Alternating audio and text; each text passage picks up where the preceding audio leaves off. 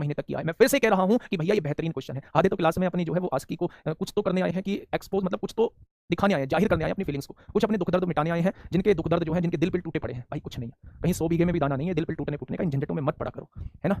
आप लोगों को पता है ना, दिल जुड़ना is inversely proportional to selection लेना। सुनो, एक मैथ की भाषा में एक बात बताता हूं, इस रिलेशन को हमेशा याद रखना। दिल जुड़ना, दिल का जुड़ना is inversely proportional to selection लेना, is inversely proportional to selection लेना। इनवर्सली प्रोपोर्शनल का मतलब क्या होता है? हिंदी में कहा जाता है प्रतिलोम। हिंदी में क्या कहा जाता है? प्रतिलोम। प्रतिलोम का रिलेशन कैसे होता है? प्रतिलोम का रिलेशन होता है, अगर कोई एक चीज बढ़ रही है तो दूसरी चीज जो है घटेगी।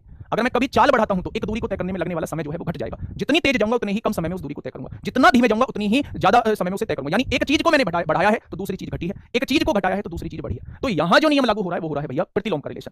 दिल जुड़ा, दिल जुड़ने की जितनी ज्यादा बच्चे आप लोगों की उम्मीद होगी, जितने बेहतरीन तरीके से दिल जुड़ा हुआ होगा, उतने ही सिलेक्शन जो है वो कम होगा, सिलेक्शन लेने के चांसेस जो होंगे वो कम होंगे। तो मेरे दोस्त इस रिलेशन को याद रखना, इसे नौकरी के बाद अगर इस रिलेशन को लागू करोगे तो ज्यादा बेटर रहेगा। दिल नौकरी के बाद जोड़ लेना, क्योंकि सिलेक्शन हो चुका है, वहां सिलेक्शन कांस्टेंट हो जाएगा। ठीक है, तो ये मैंने आपको एक बहुत काम की बात बता दी है। ऐसे काम की बात बताने वाले लोग आजकल धरती पर मौजूद नहीं है। तो मेरे दोस्त मैंने फिर भी ये बात आप लोगों को बता दी है। ठीक है, देखना टीयर 2 में क्वेश्चन पूछा गया है। एक बेहतर, इतना इंटरेस्ट तब नहीं लेते आप लोग, इतना इंटरेस्ट तब नहीं लेते। एक तो पूछ रहा है जी सर जी एक बार इसे दोबारा बता दो, समझ नहीं आया।